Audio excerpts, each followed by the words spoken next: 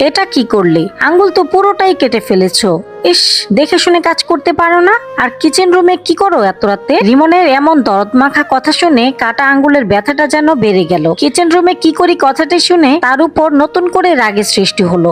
সারা রাত না খেয়ে আছি কেমন করে বলল এত রাতে কিচেন রুমে কি করি? রিমনের কথার কোনো জবাব না দিয়ে ব্যথায় কাতরাচ্ছিলাম। হঠাৎ সে আমার আঙ্গুলটা তার মুখের ভিতর প্রবেশ করিয়ে চুষতে লাগলো। কি রকম এক বিশ্রী পরিস্থিতিতে পড়লাম, গা গুলিয়ে আসছিল, বিব্রতকর অবস্থা। তার চেহারার দিকে তাকালাম ভূত দেখার মতো করে। রিমন চুষে যাচ্ছে কাটা আঙ্গুলটা, ব্যথার মাত্রা ক্রমশ কমে যাচ্ছে। কিছুক্ষণ পর অন্যরকম ভালো লাগার শিহরণ অনুভব করছিলাম। আমার চোখের পাতা আপনা আপনি বন্ধ হয়ে গেছে। আমার চোখে মুখে সুখের অভিব্যক্তি নিশ্চয়ই রিমন ধরতে পারছে, তাই চোখের পাতা খুলে তার দিকে দৃষ্টিপাত করলাম। তাকে আঙ্গুল চোষা দেখে এবার হাসির উদয় হলো। হাসি থামাতে পারলাম না।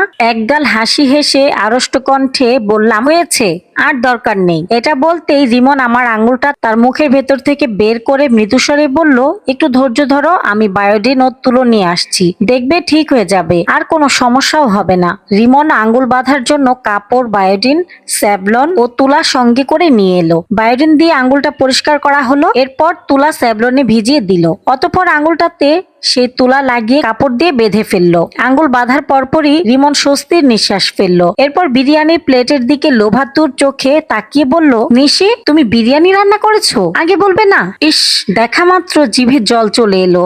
ঘ্রাণেই বুঝতে পারছি দারুণ মজা হবে খেতে। রিমনের কথায় হকচকিয়ে উঠলাম। ভেবাচেকা খেয়ে তার চেহারা বারবার নজর দিলাম। সে বিরিয়ানির প্রতি হঠাৎ করে আকৃষ্ট হলো কেন? সে তো বিরিয়ানির নাম শুনলেই রেগে যেত, আজ এমন পরিবর্তন কেন? নিশ্চয় এর পিছে রহস্য আছে। রিমন বিরিয়ানি প্লেটটা নিয়ে মুখে তৃপ্তির হাসি এনে ক্ষুধার্ত বাঘের মতো চিবিয়ে চিবিয়ে খাচ্ছিল। আর তার খাওয়া দেখে আমার ক্ষুধার মাত্রা বেড়ে গেল। অপর প্লেটটা থেকে বিরিয়ানি খেতে যাব, ঠিক তখনই রিমন আমার হাতটা চেপে ধরলো। ভাবলাম খেতে নিষেধ করবে, তার মুখ বিরিয়ানি দিয়ে পূর্ণ থাকায় কথা বলতে পারছিল না, তাই চুপ থেকেই সে তার হাতে বিরিয়ানি নিয়ে আমার মুখে তুলে দিল। বিস্মিত হলাম, মুগ্ধতায় ভরা চোখ দিয়ে তাকে দেখতে লাগলাম এবং ক্রমেই বিমোহিত হচ্ছিলাম। রিমনের ক্ষণিক সময়ের ভালোবাসার ফলশ্রুতিতে সুখের অশ্রুজল চোখের কোণে ভিড় জমালো। এই চোখের জল ঝরাতে কোনো আপত্তি নেই, আমি তো আনন্দ অশ্রু আজীবন বিয়োগ করতে চাই, কিন্তু রিমন কি আমাকে সেই সুযোগ দিবে? সে তো ক্ষণে ক্ষণে রং পাল্টাচ্ছে। এই মুহূর্তে সে আমার প্রতি ভালোবাসা দেখালেও যখন তখন বদলে যেতে পারে। রিমন আমার মুখে বিরিয়ানি তুলে খাওয়াচ্ছিল,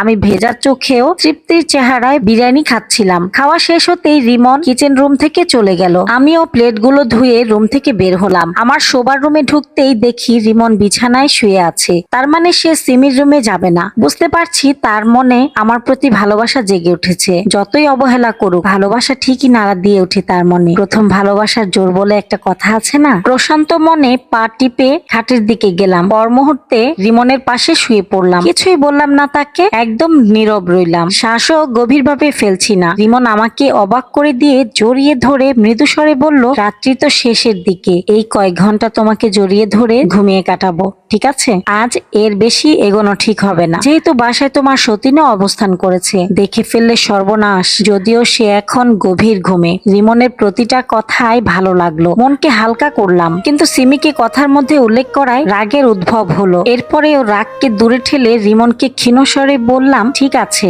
তোমার কথাই থাকো। সকালে ঘুম ভাঙলো রিমনের ডাক। সে মিষ্টি স্বরে আদুরে মোলায়েম কণ্ঠে বলছিল, আমার প্রিয়তমা, এবার ঘুম থেকে জাগো, তোমার জন্য চা বানিয়ে এনেছি। রিমনের ডাকে ঘুম ভেঙে যাওয়ায় তার দিকে ঈষৎ বিরক্তির চোখে তাকালাম। অতঃপর ঘুম জড়ানো কণ্ঠে বললাম, কি হয়েছে? এত সকালে ডাকছো কেন? রাতে ঘুমাতে পারিনি, আমাকে ঘুমাতে দাও। রিমন চায়ের কাপের সাথে বাটিতে আঘাত করে শব্দ সৃষ্টি করলো। এরপর তীক্ষ্ণ কণ্ঠে বলল, এত সকাল কেমন করে হলো? 9টা পেরিয়ে যাচ্ছে, ওঠো ঘুম থেকে, চাটা খেয়ে নাও, তারপর ব্রেকফাস্ট করে আবারও ঘুমাতে পারবে। হায় আল্লাহ, 9টা বেজে গেছে, অথচ তুমি এখন ঘুম থেকে জাগাচ্ছ?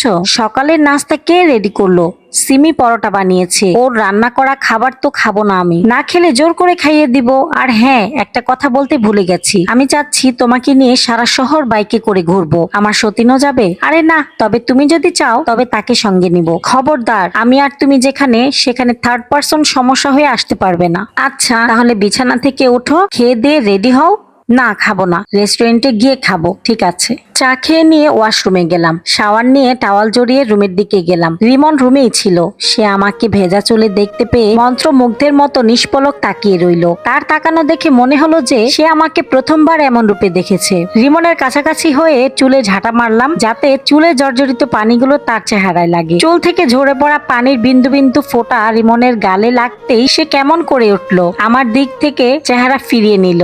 অতঃপর মিনমিন গলায় বলল, তুমি কাপড় পরে নাও, আমি আসছি। রিমনকে একটু রাগ দেখিয়ে বললাম, আর কিছুক্ষণ থাকলে তোমার চোখ তুলে ফেলতাম। নিজের বউকে এরকম লোভাত্তুর চোখে দেখতে নেই, বুঝছেন ভেজা বেড়াল। রিমন যেন লজ্জাবতীর মতো চুপসে গেল আমার কথায়। মেয়ের মতো লজ্জা ভাব নিয়ে রুম থেকে তরতর করে চলে গেল। রিমনের পছন্দ নীল রং, তবে সে নীল রঙের শাড়িতে আমাকে পছন্দ করে না। রিমনের ভাষ্য, নীল বাদে যে কোনো রঙের শাড়িতে আমাকে ভালো দেখায়। কিন্তু আজ রিমনের অপছন্দের কাজটাই করলাম, নীল রঙের শাড়ি পরলাম। রিমন আমাকে মেকআপ করতে দেখলে রেগে বাঘ হয়ে যাবে। আজকে মেকআপ করতে ব্যস্ত হয়ে পড়লাম। মেকআপ করা শেষ করে নাক কানে স্বর্ণের গহনা লাগালাম, কিন্তু নেকলেস কোনটা ব্যবহার করব এটা নিয়ে দ্বিধায় পড়ে গেলাম। রিমনকে ডাক দিলে তাকে চমকে দেওয়া ভন্ডুল হয়ে যাবে, তাই তাকে ডাকলাম না। আমার ছোট ভাই রিফাতকে ডাক দিলে সে রুমে প্রবেশ করলো। রিফাত নেকলেস চুজ করে দিয়ে রুম থেকে বের হয়ে গেল। সাজসজ্জা শেষ করে রুম থেকে বের হলাম। কুচিটা ঠিক করতে করতে বারান্দায় রিমন দাঁড়ানো ছিল। আমার দিকে তার নজর পড়তেই বিস্ময়ের চোখে তাকালো। তার ভাবভঙ্গি দেখে মনে হলো না যে আমাকে এভাবে দেখে রাগান্বিত হয়েছে, অথচ তার রেগে যাবারই কথা। নিজেই অবাক হয়ে তার সামনাসামনি দাঁড়ালাম এবং মৃদু স্বরে বললাম, চলো। রিমন নরম কণ্ঠে বলল, তোমাকে অসম্ভব সুন্দর লাগছে, যেন আসমান থেকে নেমে আসা সাক্ষাৎ নীলপরি। মুচকি হাসি হেসে বললাম, এত প্রশংসা করতে হবে না, এরকম প্রশংসা প্রেম শুরু হবার অনেক আগে থেকেই করে আসছো। তোমার প্রশংসার জালে আটকে তো আজকে সতীনের সংসার করতে হচ্ছে। রিমন এবার বাকরুদ্ধ হয়ে আমার পিছু পিছু আসতে লাগলো। বাইকের নিকট গিয়ে পৌঁছলাম। রিমন প্রথমে বাইকে উঠলো, এরপর আমাকে উঠতে বলল।